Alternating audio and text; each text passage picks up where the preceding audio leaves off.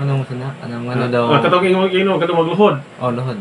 Ang pagluhod wala matlabag luhod o sa larawan. Dili larawan ang ato ang giludhan.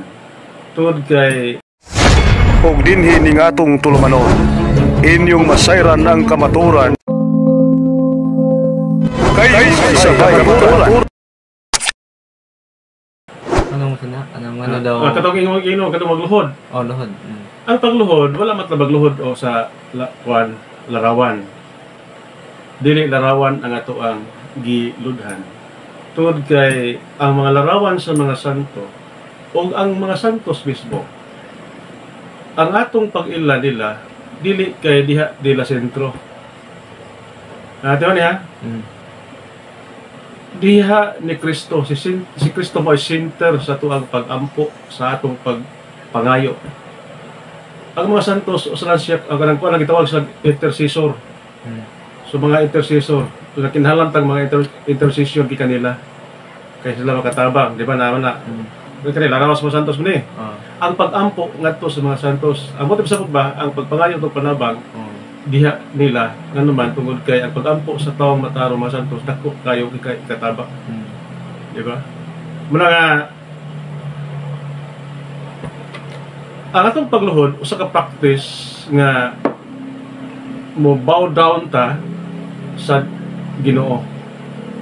Tungod kay ato ang atubang og larawan sa mga santos, ang sentro nga atong gipangayuan ang Ginoo. Wala mo bow down ka sa presensya sa Ginoo.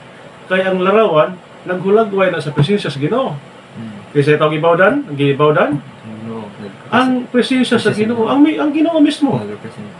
Kay kanang larawan diyan nagrepresentar lang na sa presensya sa Dios. Ang matag larawan sa mga santos doon ay nagrepresentar ang ginagawanan. Katong buhi nga espiritu nga mao si San Pedro, San Pablo. Pero ang sentro ning tanan nganong atong gihimo tungod kay nangayo ta sa Dios pinaagi sa mga santos. Wa ta mo bow down kay atong giludhan ang larawan. Usa may gihimo sa mga kanang ay kuanda sa kanang Josue city size ni luhod to si Josue. Luhod si Josue sa atong ribulto. Unya sa buhat 3:1 ang mga apostoles misuod sa templo sa adlaw sa oras sa pag-ampo. Nag-usap ko sila. Wala ta kay nagluhod pa to sila o nagbarog ba? Pero sa ilang pag-ampo nagatubang silang mga larawan kay mong gibasa kanina ang templo sa Dios napuno sa mga larawan sa mga santos. Di ba? So diha atong mahuna-huna ma-picture out nato nga ning suod sa dito nakatubang gyud sila mga larawan labi na sa larawas ni Ruben. Muna diha mo ning ang practice sa Simbahan Katoliko biblical din. Og inyo nang nabati ang mga kamatuoran dinhi ning atong tulumanon kay sabay kamatuoran. Ako lang hinaot nga daghang kamog nakatunan.